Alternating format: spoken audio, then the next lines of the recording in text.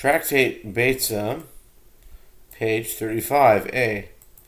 Tractate Beitzah Lamed Hey, and all off the top of the page with the words Vahalo Mutaro Hoser,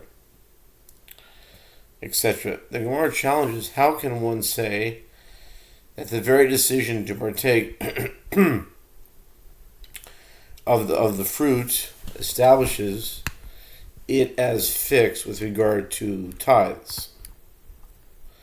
But isn't it true that even if one declared his intention to eat it the following day, it can nevertheless be assumed that the remaining fruit is restored to the pile? And we have heard that Rabbi Eliezer explicitly said anywhere that its leftovers are restored, it is not established with regard to liability for tithes at all. This is as we learned in the Mishnah in Tractate Maas wrote, one who removes olives from a vat where they are temporarily stored before being pressed may dip them one by one in salt and eat without tithing them first, since he is eating them one at a time. Although he is eating them with salt, it is not considered a fixed meal. And if he dipped and placed several olives before him, such as 10, they are liable in tithes. However, Rabbi Eliezer says one who eats from a ritually pure vat is liable to separate tithes. One who eats from a ritually impure vat is exempt because he returns the surplus to the vat. And we discussed it. What is different in the first clause of the Mishnah and what is different in the latter clause? Why is the issue of purity relevant to this case? And Rabbi Bahu said, the first case is referring to a ritually pure vat and a ritually impure person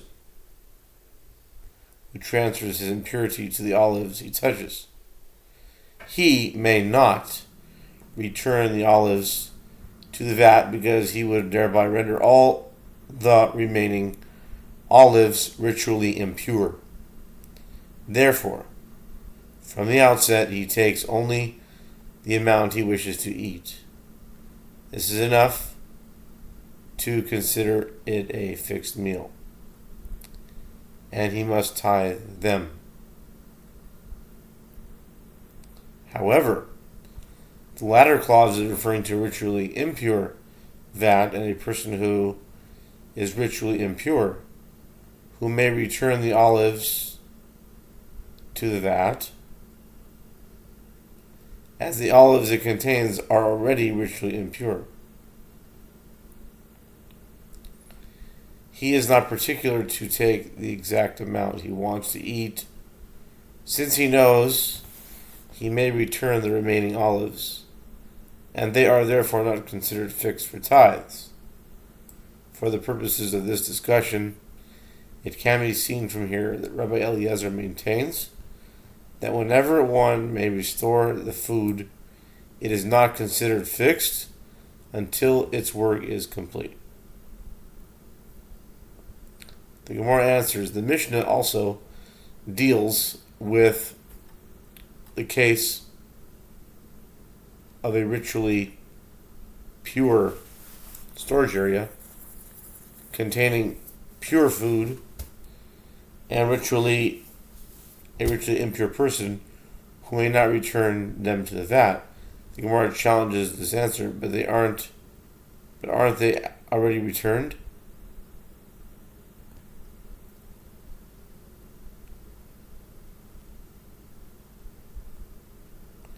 This is not a case where a person takes all the fruit and replaces what remains after his meal. Rather, he takes the amount he explicitly designated the day before, while the rest remains in place. Rather, Rav Shimi bar Ashi said, the previous explanation is to be rejected, and it should be understood as follows. Rabbi Eliezer, he said, there is no difficulty according to this approach. Rabbi Eliezer confirms to his standard line of reasoning, as he said, that the separation of Truma itself establishes the work of fruit as completed, so that one may not eat it even in a casual manner without first separating other tithes. And all the more so, Shabbat itself establishes food as fixed with regard to tithes, as we learned in the Mishnah. Fruits from which Truma has been separated before their work was completed. Rabbi Eliezer prohibits eating from them in a casual manner without separating the rest of the tithes, as the Truma establishes the food as fixed, but the rabbis permit it.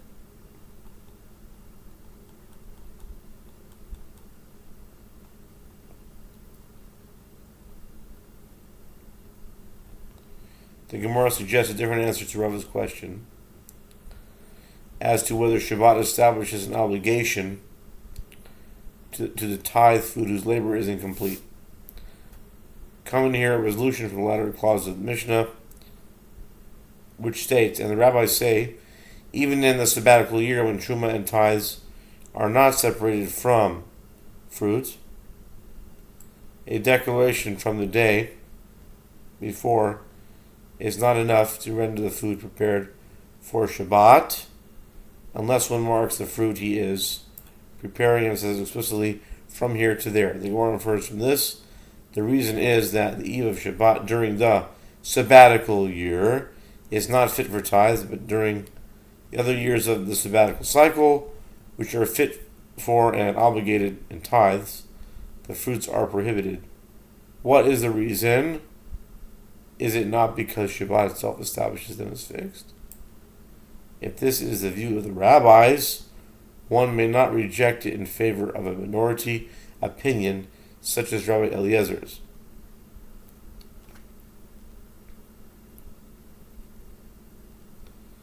The Gemara refutes this. No, this is no proof. There it is different, since he said, from here to there I will eat tomorrow. He has thereby established his meal, and the reason is not due to Shabbat. The Gemara asks, if so, why discuss particularly Shabbat? Even on a weekday as well, the same law applies. The Gemara answers, this comes to teach us, as stated above, that untithed produce is not fundamentally muktzah because it is prohibited to move the dues and tithes on Shabbat. Rather, it is considered prepared with regard to Shabbat, in that if one transgressed the words of the sages and tithes it, it is tithed. And we will complete a small piece, but I'll do part B when we come back.